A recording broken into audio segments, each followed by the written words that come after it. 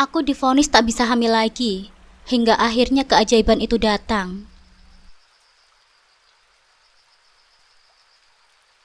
Assalamualaikum sahabat Bunda.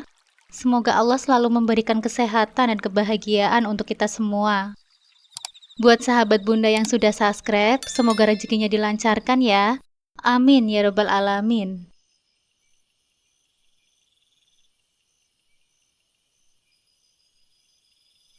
Pernikahan yang sempurna mungkin hanya ada di dalam dongeng, karena di dunia nyata, kebahagiaan seringkali diuji dengan cobaan. Namaku Amira, telah menikah dengan Mas Iksan selama 20 tahun, dan dalam perjalanan ini, kami telah melewati banyak rintangan. Aku seorang wanita yang awalnya penuh dengan harapan untuk menjadi seorang ibu, harus menerima kenyataan pahit bahwa kemungkinan untuk memiliki anak semakin kecil. Namun di balik semua kesedihan itu, sebuah keajaiban terjadi. Ini adalah perjalananku, perjalanan seorang wanita yang berjuang menghadapi kenyataan dan menemukan harapan ketika segalanya terasa telah hancur. Aku pertama kali bertemu dengan Mas Iksan saat kami bekerja di sebuah minimarket. Kala itu, aku sudah 3 tahun bekerja di bagian kasir. Sudah terbiasa menghadapi pelanggan dari pagi hingga sore, tersenyum, melayani, dan sesekali mengatasi keluhan. Rutinitas yang monoton yang kadang membuatku jenuh juga. Tapi aku tak punya pilihan lain. Aku perlu pekerjaan ini untuk menghidupi keluargaku. Mas Iksan di sisi lain, baru beberapa bulan bekerja sebagai staf gudang. Dia bukan tipe pria yang mudah bergaul. Sosoknya yang tenang dan pendiam, lebih sering tertunduk saat berjalan di lorong-lorong supermarket, sibuk dengan tugasnya mengatur barang. Namun kami sering bertemu saat jam istirahat. Di ruang karyawan yang sederhana, di sela makan siang, obrolan kecil kami mulai terjalin. Awalnya tentang pekerjaan. Seperti bagaimana aku terkadang kesal dengan pelanggan yang cerewet, atau saat mesin kasir macet, Mas Iksan hanya mendengarkan. Senyumnya tipis namun menenangkan. Seolah semua masalahku bisa teratasi hanya dengan menceritakan kepadanya. Lama-kelamaan, obrolan kami berkembang menjadi hal-hal pribadi, tentang keluarga, cita-cita, hingga mimpi-mimpi yang seringkali terasa jauh dari jangkauan. Aku masih ingat dengan jelas bagaimana obrolan pertama kami tentang keluarga terjadi. Waktu itu, Mas Iksan sedang memakan nasi bungkusnya dengan tenang di sudut ruangan. Aku baru saja menyelesaikan shift pagiku dan duduk di sampingnya. Dengan malu-malu, aku pun membuka topik pembicaraan. Gimana?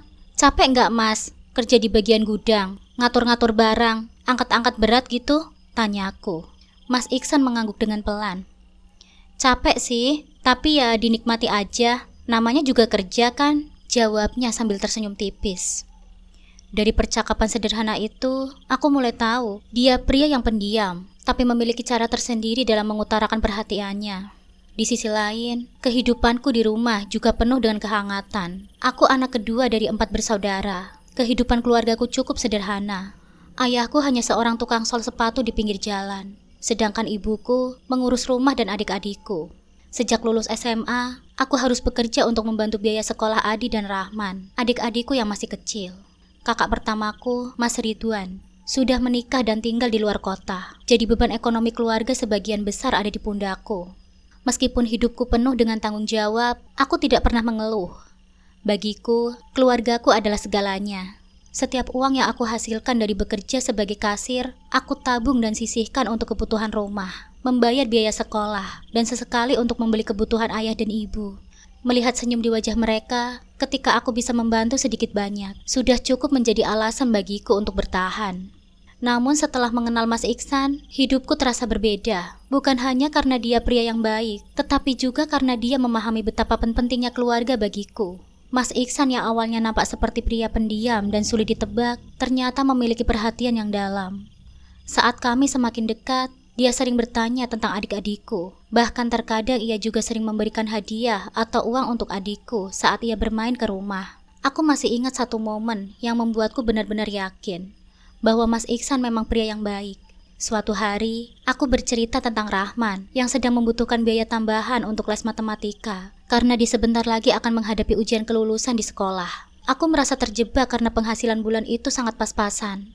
Dan aku bingung bagaimana caranya membantu Rahman tanpa mengorbankan kebutuhan lain. Aku bisa bantu kalau kamu butuh. Gak usah malu, ini kan untuk adikmu juga. Kata-kata itu membuatku tertegun. Mas Iksan menawarkan bantuan untuk adikku, seolah keluargaku adalah keluarganya juga. Aku menolak tawarannya dengan tulus, tapi dari sana aku sadar bahwa dia benar-benar peduli, bukan hanya padaku, tetapi juga pada orang-orang yang penting dalam hidupku. Aku belum pernah bertemu dengan pria yang seperti itu sebelumnya. Seseorang yang mau terlibat dalam masalah keluargaku tanpa merasa terbebani. Hubungan kami semakin dekat setelah itu. Setiap kali aku merasa lelah dengan beban tanggung jawab di rumah, Mas Iksan selalu ada untuk mendengarkan. Dia tak pernah menuntut apapun dariku, selalu memberikan ruang bagiku untuk menjadi diriku sendiri. Meskipun dia lebih pendiam dibandingkan aku, kehadirannya selalu menenangkan. Dia bukan tipe pria yang romantis dengan kata-kata manis, tapi cara dia memperhatikanku, memberiku bantuan kecil, dan mendengarkan setiap keluhanku membuatku merasa dihargai. Perlahan, aku mulai merasakan bahwa kehadirannya membawa kebahagiaan tersendiri dalam hidupku. Bahkan di antara kelelahan bekerja dan tanggung jawab keluarga yang berat, aku merasa lebih kuat karena aku tahu ada seseorang yang selalu perhatian denganku dan menyayangiku. Setiap kali kami bertemu, meski hanya untuk beberapa menit di ruang istirahat, ada perasaan hangat yang tak bisa kugambarkan. Begitulah awal dari hubungan kami. Hubungan yang awalnya sederhana, tumbuh dari percakapan kecil tentang kehidupan sehari-hari, hingga akhirnya menjadi sebuah ikatan cinta yang kuat. Di tengah kesederhanaan hidup, Mas Iksan hadir sebagai cahaya yang membuat semuanya terasa lebih cerah. Meskipun kami berasal dari latar belakang yang berbeda, perbedaan itu justru membuat kami semakin dekat. Aku dan Mas Iksan akhirnya memutuskan untuk menikah dengan sederhana. Pernikahan kami dilangsungkan di rumah orang tua Mas Iksan, dengan hanya dihadiri oleh keluarga dekat dan beberapa teman-teman kami. Pernikahan bukan tentang kemewahan atau pesta besar-besaran, tapi tentang komitmen dan langkah baru yang akan kami jalani bersama. Aku mengenakan kebaya sederhana, sementara Mas Iksan mengenakan jas yang kami sewa dari perias pengantin. Namun meskipun semuanya serba sederhana, kebahagiaan yang kami rasakan begitu besar. Setelah ijab kabul selesai, kami tersenyum bahagia sepanjang hari, seolah tak ada yang bisa merusak momen itu. Setelah menikah, aku pindah ke rumah Mas Iksan yang masih ditinggali oleh ayahnya, Pak Hadi, serta Mbak Tuti, kakak perempuan Mas Iksan, yang tinggal di sana bersama suaminya, Mas Wawan. Mereka tinggal di rumah itu karena Mbak Tuti merasa bertanggung jawab merawat ayah mereka yang sudah mulai menua. Rumah keluarga Mas Iksan tidak terlalu besar, tapi cukup nyaman. Aku langsung merasa diterima di sana.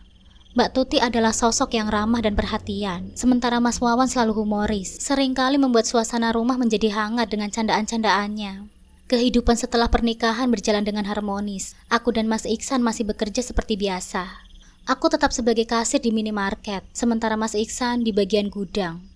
Kami selalu berangkat dan pulang bersama, dan sesekali menikmati makan malam sederhana di luar, jika kami memiliki sedikit lebih banyak uang.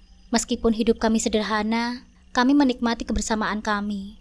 Kami sering menghabiskan malam dengan hanya menonton televisi di ruang tamu, sambil bercengkrama dengan Mbak Tuti dan Mas Wawan. Pak Hadi kadang-kadang ikut bergabung, meski beliau lebih suka membaca koran di teras sambil menyeruput teh hangat. Setahun setelah pernikahan, kabar bahagia datang dalam hidup kami. Aku akhirnya hamil. Rasanya sulit dipercaya saat pertama kali mengetahui hal itu dari dokter. Aku pulang dengan hati yang penuh kegembiraan. Tak sabar untuk memberitahu Mas Iksan. Ketika aku memberitahunya, ekspresi wajah Mas Iksan berubah drastis. Mata yang biasanya tenang, kini penuh dengan cahaya kegembiraan yang luar biasa. Dia memelukku dengan erat, dan kami berdua menangis bahagia. Kabar kehamilanku langsung menyebar ke seluruh keluarga. Pak Hadi begitu senang mendengar bahwa dia akan segera memiliki cucu. Cucu pertama dalam keluarga ini. Mbak Tuti dan Mas Wawan pun sangat antusias. Namun di tengah kebahagiaan yang meluap itu, Mas Iksan mendatangiku suatu malam dengan sebuah permintaan yang tak terduga. "Sayang, aku rasa kamu sebaiknya berhenti bekerja saja, biar kamu fokus pada kehamilanmu," katanya dengan lembut, sambil menggenggam tanganku. Aku terkejut mendengarnya. "Kenapa, Mas? Aku masih bisa kok bekerja. Lagi pula, pekerjaanku juga tidak terlalu berat. Kita butuh tambahan uang untuk kita nanti, Mas. Saat anak kita lahir, semuanya pasti butuh biaya, Mas." Mas Iksan menghela nafas panjang. "Aku tahu sayang, tapi aku gak mau mengambil resiko. Kamu harus jaga kesehatanmu dan bayi kita. Lagi pula, aku masih bisa kok menghidupi kita berdua. Kita bisa berhemat lebih banyak, asal kamu dan bayi kita sehat." Aku menolak usulan itu dengan tegas. Bagiku, pekerjaan sebagai kasir bukanlah pekerjaan yang menguras fisik. Aku masih merasa mampu, dan berpikir ini juga cara untuk membantu keuangan keluarga kami di masa depan. Mas Iksan tidak memaksaku, meskipun aku tahu dia masih khawatir. Akhirnya, kami sepakat bahwa aku akan terus bekerja dengan catatan aku harus menjaga kesehatanku dengan lebih baik. Namun kebahagiaan itu tidak bertahan lama. Di bulan ketiga kehamilanku, sebuah tragedi menghantam kami. Suatu pagi, aku merasakan sakit yang luar biasa di perutku. Pada awalnya, aku mengira itu hanya kram biasa, tapi rasa sakit itu semakin intens, hingga akhirnya darah mulai keluar. Aku langsung panik, perasaan takut menjalar ke seluruh tubuhku. Mas Iksan yang baru saja pulang bekerja, langsung membawaku ke rumah sakit dengan wajah yang pucat, panik tak terkendali. Setelah diperiksa, dokter memberitahu kami kabar yang paling tidak ingin kami dengar. Aku mengalami keguguran. Dunia rasanya runtuh pada saat itu. Semua harapan dan impian yang kami bangun dalam beberapa bulan terakhir akhirnya hancur dalam sekejap. Aku tidak bisa berkata apa-apa, hanya bisa menangis dalam pelukan Mas Iksan yang berusaha tetap tegar di hadapanku. Tapi aku tahu, di dalam hatinya, dia juga sangat terpukul. Hari-hari setelah kejadian itu terasa begitu suram. Rumah yang tadinya dipenuhi dengan tawa dan kegembiraan, kini diselimuti dengan keheningan yang menyakitkan. Pak Hadi dan Mbak Tuti menjadi penghiburku, tapi rasanya tidak ada yang bisa benar-benar mengurangi rasa sakit kehilangan itu. Malam-malamku dipenuhi dengan air mata, dan setiap kali aku memikirkan bayi yang tak pernah sempat kami peluk, hatiku terasa robek.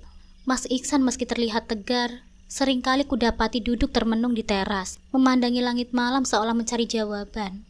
Aku tahu dia juga merasakan duka yang mendalam, tapi dia berusaha untuk kuat. Setiap malam, dia akan memelukku dengan erat, seolah berkata bahwa semuanya akan baik-baik saja. Meski kami berdua tahu, rasa kehilangan itu tak pernah benar-benar hilang. Kami berdua berusaha bangkit perlahan. Dukungan dari keluarga dan teman-teman membantu kami. Meskipun rasa kosong itu masih ada, hari demi hari kami mencoba menjalani hidup seperti biasa. Aku kembali bekerja setelah beberapa minggu istirahat. Meskipun setiap kali kembali ke rumah, aku merasa ada sesuatu yang hilang. Namun di balik semua kesedihan itu, aku dan Mas Iksan tak pernah kehilangan harapan. Kami tahu, mungkin suatu hari nanti, keajaiban lain akan datang. Dan sampai saat itu tiba, kami akan terus berusaha, bersama-sama melewati setiap tantangan yang datang. 6 bulan setelah kehilangan anak pertama kami, sebuah harapan kembali muncul. Aku akhirnya hamil lagi. Kali ini dengan perasaan yang bercampur aduk antara harapan dan ketakutan. Setiap harinya akan berjalan di antara doa-doa yang tak pernah putus dan kecemasan yang menghantui. Namun kali ini Mas Iksan benar-benar berubah. Dia lebih protektif daripada sebelumnya, bahkan hampir berlebihan. Tak lama setelah aku mengabari tentang kehamilanku, dia dengan tegas memintaku berhenti bekerja. "Sayang, kamu perlu istirahat yang penuh. Aku tidak ingin ada resiko sedikit pun kali ini," ujarnya penuh tekad. Aku tahu dia melakukan ini karena cinta, tapi dalam hatiku, aku merasa kehilangan satu bagian dari diriku, pekerjaan yang selama ini membantu menopang keluargaku. Namun karena besarnya harapan kami untuk memiliki anak, aku menuruti permintaannya. Aku berhenti bekerja dan mulai fokus menjaga kehamilanku. Kami melakukan segala sesuatu dengan lebih hati-hati. Setiap kontrol ke dokter, Mas Iksan selalu memastikan aku mendapatkan perawatan yang baik.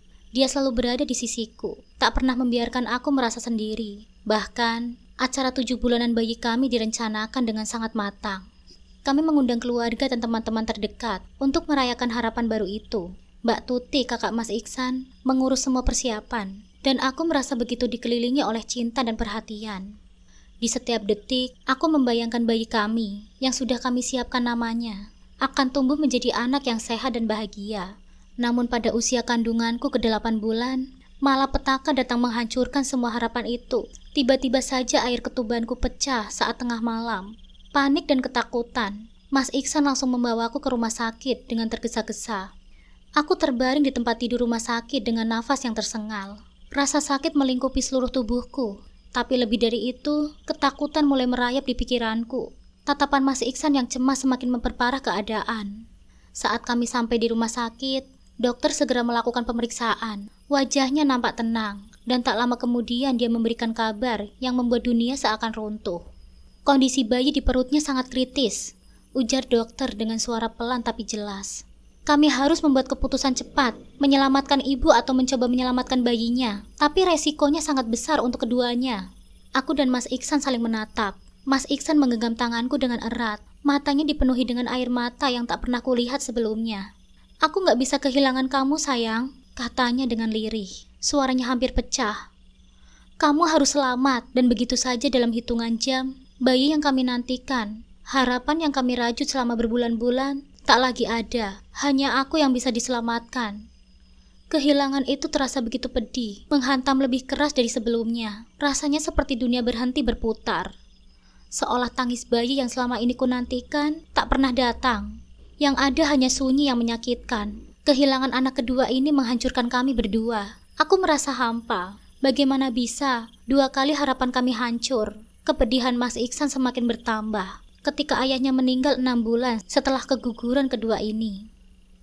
Di rumah itu, suasana berubah drastis. Mas Iksan yang dulu selalu menjadi tempatku bersandar, perlahan mulai berubah. Mas Iksan semakin terpuruk dalam kesedihannya. Dia jarang bicara, seringkali menyendiri di kamarnya. Kesedihan itu seakan menelan segalanya yang ada di antara kami. Seakan tak cukup dengan rasa duka, bisikan-bisikan miring dari tetangga mulai terdengar. Orang-orang mulai berbisik bahwa aku adalah pembawa kematian. Mungkin dia dikutuk. Lihat saja anaknya, tidak ada yang bisa diselamatkan. Bahkan mertuanya juga ikut mati, ujar salah satu seorang tetangga dengan nada rendah namun jelas terdengar. Mas Iksan yang awalnya tak pernah mendengarkan hal semacam itu, kini mulai terpengaruh. Dia semakin tertutup, dan aku merasa jarak yang semakin membesar di antara kami. Setiap hinaan dan cibiran yang kudengar terasa seperti menambah luka di hatiku. Beban di pundakku semakin berat, dan aku mulai merasa kehilangan diriku sendiri. Tidak kuat dengan tekanan yang terus datang dari segala arah, aku memutuskan untuk kembali ke rumah orang tuaku.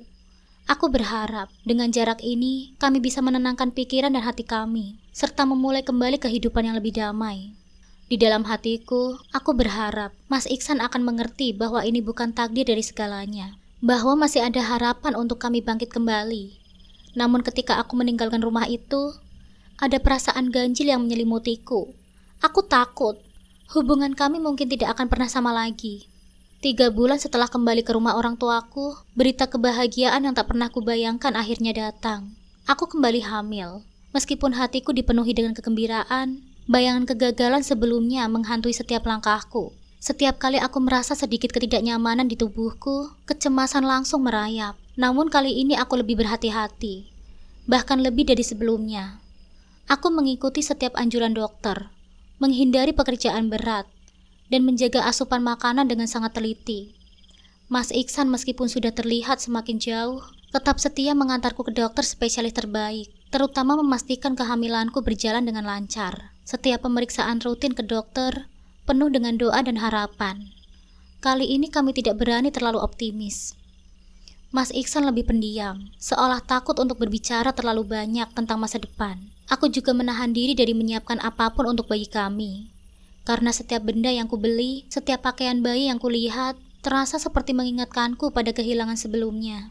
Namun pada akhirnya, rasa takutku menjadi kenyataan lagi. Di usia kandungan yang baru memasuki bulan keempat, rasa sakit itu kembali menyerang. Aku sudah mengenalinya. Rasa nyeri di perutku, disertai dengan bercak darah, menghantam diriku dengan kepanikan. Mas Iksan yang kebetulan ada di rumah saat itu, segera membawaku ke rumah sakit. Namun aku sudah tahu apa yang akan terjadi selanjutnya. Dokter yang menangani kehamilanku, dengan raut wajah yang penuh belas kasih, memberitahu kami bahwa rahimku terlalu lemah untuk mempertahankan kehamilan. Dia mengatakan sesuatu yang membuat duniaku terasa ambruk. Kemungkinan untuk hamil lagi sangat kecil, hanya sekitar 1%, kata dokter itu dengan hati-hati. Mungkin sudah saatnya kalian mempertimbangkan opsi lain. Vonis itu menghantamku begitu keras, bukan hanya karena keguguran yang kami alami untuk ketiga kalinya, tapi juga karena pernyataan bahwa aku hampir tidak mungkin menjadi seorang ibu. Aku merasa diriku hancur, seolah seluruh identitasku sebagai wanita telah tercabut dari akarku. Aku terpuruk dalam rasa bersalah, meski tak ada yang bisa aku lakukan untuk mencegah ini. Sementara itu, Mas Iksan yang sebelumnya menjadi sandaranku, mulai menjauh dengan cara yang sangat menyakitkan. Dia tidak lagi memberiku kata-kata penghibur atau pelukan hangat seperti dulu. Perlahan, aku mulai melihat sisi lain dari dirinya yang sebelumnya tersembunyi. Dia menjadi dingin, marah dan frustasi. Setelah kegagalan seolah-olah menambah jarak di antara kami. Dan aku tahu, dia menyalahkanku dalam diam. Setelah vonis dokter bahwa peluangku untuk bisa hamil hanya 1%, Mas Iksan mulai menunjukkan perilaku yang tak pernah kubayangkan akan datang dari dirinya. Awalnya dia hanya terlihat acuh tak acuh. Dia sering pulang terlambat, dan bahkan ketika di rumah, dia tidak lagi berbicara banyak denganku. Setiap kali kami bertemu, matanya penuh dengan kekecewaan dan kemarahan yang tak terucapkan. Aku tahu, dia terjebak dalam rasa kecewa yang mendalam. Bukan hanya karena kehilangan anak-anak kami, tapi juga karena harapan untuk memiliki keluarga telah pupus. Seiring berjalannya waktu, perubahan dalam diri Mas Iksan semakin nyata. Dia sering pulang dalam keadaan mabuk. Aroma alkohol menyengat dari tubuhnya. Jika aku mencoba berbicara dengannya, dia langsung marah. Suaranya meninggi, dan amarahnya tak terkendali. Aku sering terdiam dalam ketakutan. Takut memicu kemarahannya lebih jauh. Hingga pada suatu malam, saat emosinya meledak, Mas Iksan memukulku untuk pertama kalinya. Pukulan itu tidak hanya melukai fisikku, tetapi juga meruntuhkan seluruh kepercayaan yang pernah kumiliki padanya. Aku merasa seperti hidup dalam mimpi yang buruk yang tidak pernah berakhir. Setiap harinya aku menahan rasa sakit, baik secara fisik maupun emosional. Orang tuaku yang tahu tentang apa yang telah terjadi tidak berani menegur Mas Iksan. Mereka melihat bagaimana dirinya yang dulu lembut berubah menjadi pria yang penuh amarah dan dendam.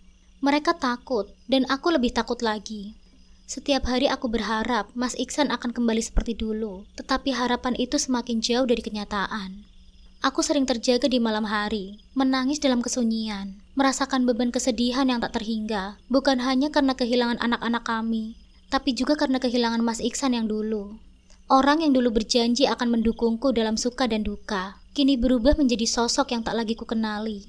Harapan-harapan itu untuk menjadi ibu, untuk membangun keluarga yang bahagia bersama Mas Iksan, semuanya telah hancur berkeping-keping.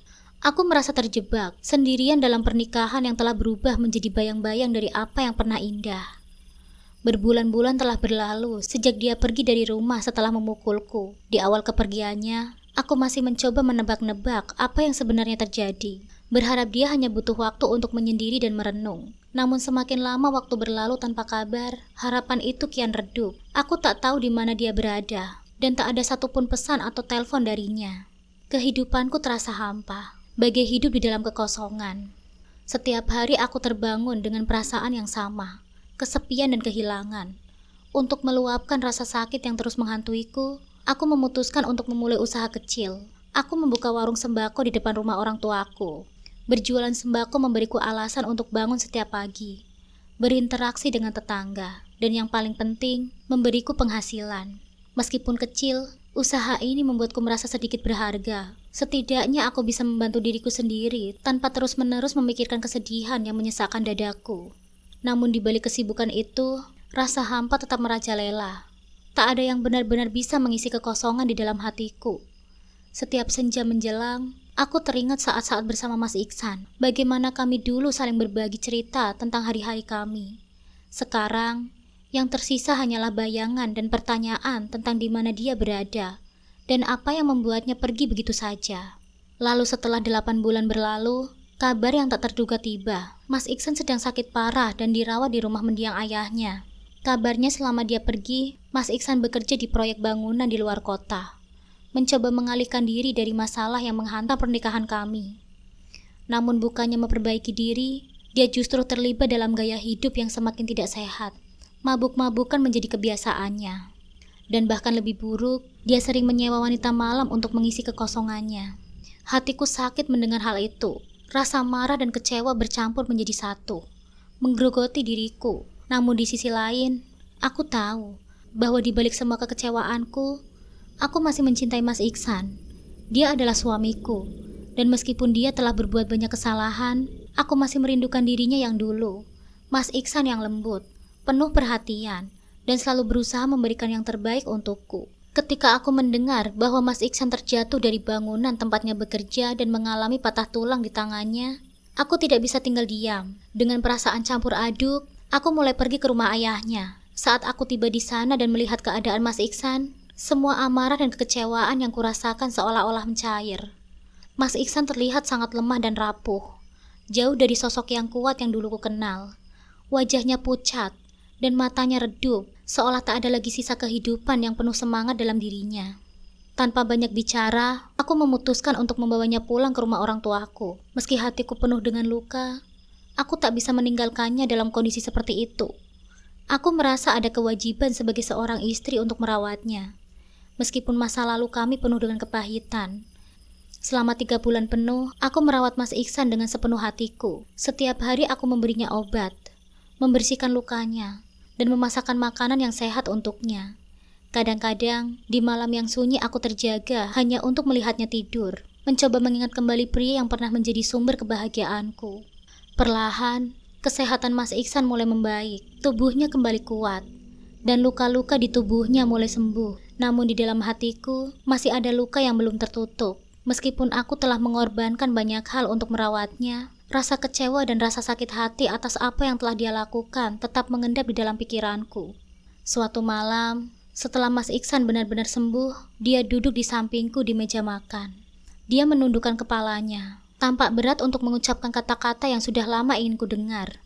"Aku minta maaf, Ra," kata Mas Iksan. Suaranya pelan namun penuh penyesalan. "Aku tahu aku telah melakukan banyak kesalahan. Aku mengecewakanmu, aku menyakiti perasaanmu. Tapi aku berjanji, aku akan berusaha, aku akan memperbaiki segalanya. Aku ingin kita kembali seperti dulu." Mendengar janji itu, hatiku terasa bergetar. Aku ingin percaya padanya, ingin percaya bahwa semua ini bisa diperbaiki. Namun aku juga tahu bahwa perjuangan ini tidak akan pernah mudah. Kami telah melalui banyak cobaan, dan butuh lebih dari sekedar janji untuk menyembuhkan luka yang ada di antara kami. Meski begitu, di dalam diriku ada harapan kecil yang perlahan tumbuh. Mungkin dengan kesabaran dan cinta, kami bisa menemukan jalan untuk memperbaiki pernikahan kami yang telah lama retak. Setelah semua badai yang kami lalui, ada secercah harapan yang mulai tumbuh di kehidupan kami. Perlahan, Mas Iksan mulai terlibat dalam usaha toko sembako kecil yang aku kelola. Pada awalnya, aku tak terlalu berharap banyak. Dia masih dalam proses penyembuhan, bukan hanya dari luka fisiknya, tetapi juga dari berbagai masalah emosional dan mental yang selama ini dia pendam. Namun melihatnya mulai terlibat aktif di toko sembakoku yang aku kelola dengan susah payah memberikan harapan baru bagi hubungan kami. Setiap pagi, aku bangun lebih awal. Mas Iksan membantu menata barang-barang di rak, memeriksa stok yang perlu ditambah, dan sesekali mengantar pesanan kepada pelanggan tetap. Ini adalah hal yang sangat sederhana, tapi terasa seperti awal yang baru bagi kami berdua. Tak ada lagi suasana tegang seperti dulu. Kini kami berdua fokus pada hal yang sama, membangun kembali kehidupan yang hancur. Semakin hari, toko sembako kecil kami mulai berkembang.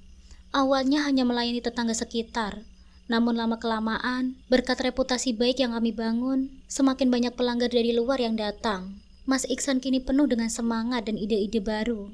Dia mulai berpikir untuk memperluas usahanya. Kami menambahkan berbagai produk baru, memperbaiki tata letak toko agar lebih nyaman, dan bahkan memanfaatkan media sosial untuk menarik pelanggan dari luar daerah. Hari-hari kami pun menjadi lebih ringan. Kami kembali tertawa bersama, bercanda di sela-sela pekerjaan, dan mulai merencanakan masa depan yang sempat kami tinggalkan. Bekerja berdua di toko memberikan kami banyak waktu untuk berbicara. Hubungan kami yang dulu terasa begitu rapuh, kini terasa semakin kuat. Meski ada luka di masa lalu, kami berdua seolah menemukan cara untuk menyembuhkannya bersama. Perlahan tapi pasti, toko sembako kami berubah jadi warung kecil menjadi lebih besar dan lebih sukses dari yang pernah kubayangkan. Kami menambah satu ruangan baru untuk stok barang, memperluas etalase, bahkan menyewa 1 atau 2 pekerja untuk membantu melayani pelanggan saat-saat ramai. Kehidupan kami mulai membaik secara finansial, dan itu membuat beban yang selama ini kami rasakan menjadi sedikit lebih ringan. "Aku bangga sama kamu, sayang," ucap Mas Iksan suatu malam setelah kami selesai menghitung hasil penjualan hari itu. "Kamu yang memulai ini semua, dan sekarang lihatlah, kita bisa sukses bersama." Kata-katanya membuatku tersenyum. Namun lebih dari itu, aku merasakan sesuatu yang sudah lama hilang, rasa dihargai. Mas Iksan yang dulu penuh dengan amarah dan ketidakpedulian, kini menjadi suami yang mendukung dan menghargai usahaku. Waktu berjalan dengan begitu cepat, dan usiaku yang telah menginjak 40 tahun terasa begitu sekejap mata. Sejak keguguran yang terakhir, aku sudah menyerah pada harapan untuk memiliki anak. Bertahun-tahun berusaha, melewati keguguran demi keguguran, kehilangan harapan, dan menjalani hari-hari yang sunyi. Aku dan Mas Iksan akhirnya berdamai dengan kenyataan bahwa kami mungkin tak akan pernah menjadi orang tua. Namun hidup selalu memiliki cara yang misterius untuk memberikan kejutan. Di tengah kesibukan kami mengelola toko sembako yang semakin sukses, aku mulai merasa ada yang berbeda. Pada awalnya, aku tidak terlalu memikirkan perubahan kecil pada tubuhku. Mungkin ini hanya kelelahan biasa, pikirku. Namun mual yang terus-menerus di dalam tubuhku yang terasa semakin berat membuatku tergerak untuk memeriksakan ke dokter. Ketika dokter memberitahuku bahwa aku hamil, aku nyaris tidak percaya. Usiaku 40 tahun, dengan segala kondisi kesehatanku yang rentan.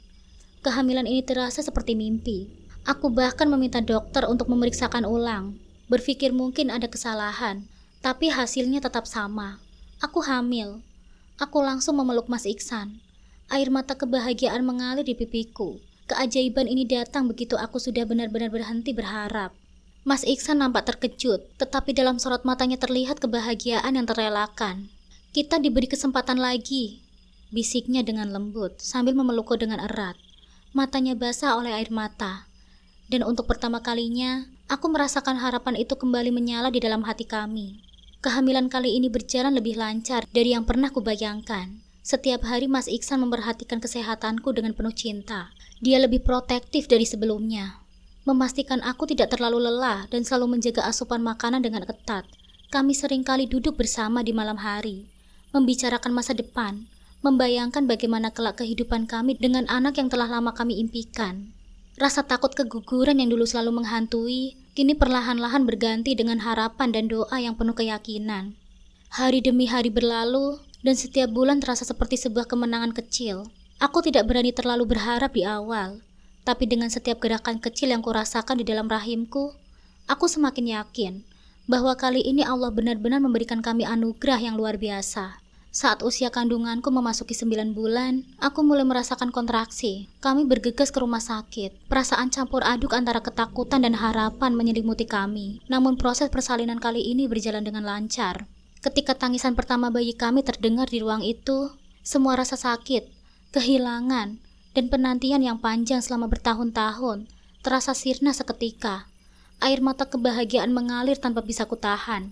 Dokter meletakkan bayi laki-laki kami di pelukanku, dan di saat itulah aku benar-benar merasakan keajaiban. Mas Iksan berdiri di sampingku, tak henti-hentinya memandangi putra kami dengan mata yang penuh kekaguman.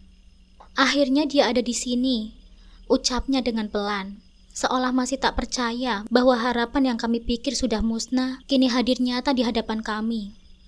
Di sampingku, Mas Iksan berkata dengan lirih, "Bagaimana kalau kita beri nama dia Ryan Alvarezi, yang artinya pintu surga bagi mereka yang rajin dan bersemangat, seperti kehidupan kita." Aku hanya tersenyum, mengangguk setuju. Nama itu terdengar indah, penuh makna, dan membawa harapan. Ryan nampak begitu sehat, sempurna, dan penuh pancaran kebahagiaan. Di tengah-tengah kelelahan setelah persalinan, aku merasa seolah seluruh perjalanan panjang yang telah kami tempuh terbayar dengan kebahagiaan yang tak terkatakan. Tangisan Ryan adalah bukti nyata bahwa dalam kegelapan yang dalam masih ada cahaya harapan yang tak pernah benar padam. Setelah membawa Ryan pulang, kehidupan kami berubah menjadi sesuatu yang tak pernah kami duga sebelumnya. Mas Iksan kini menjadi ayah yang penuh perhatian. Dia sering menggendong Ryan, berbicara kepadanya dengan lembut, dan selalu hadir di setiap momen penting. Hubungan kami pun semakin erat, lebih kuat daripada sebelumnya. Anak kami menjadi pusat dari kehidupan baru yang kami bangun. Kehidupan yang penuh dengan cinta, kebahagiaan, dan rasa syukur.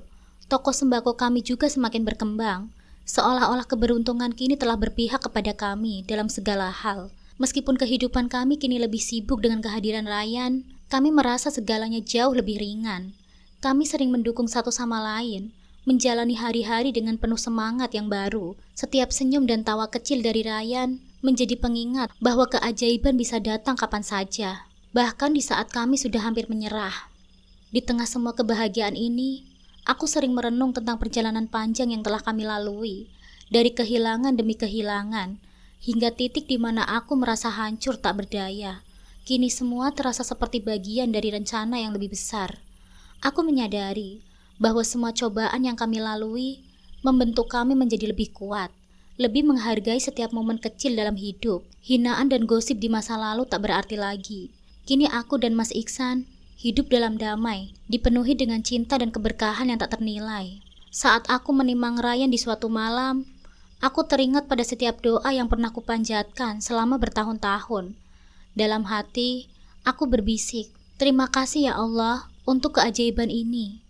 Aku tahu bahwa meskipun perjalanan hidup kami tidak mudah, pada akhirnya rencananya selalu yang terbaik. Kini hidupku terasa lengkap. Anak yang selama ini kami nantikan akhirnya hadir dalam kehidupan kami, melengkapi segala yang telah hilang. Kami tak lagi hanya berharap, kami hidup dalam keajaiban yang nyata. Dan untuk itu, aku akan selalu bersyukur sepanjang hidupku.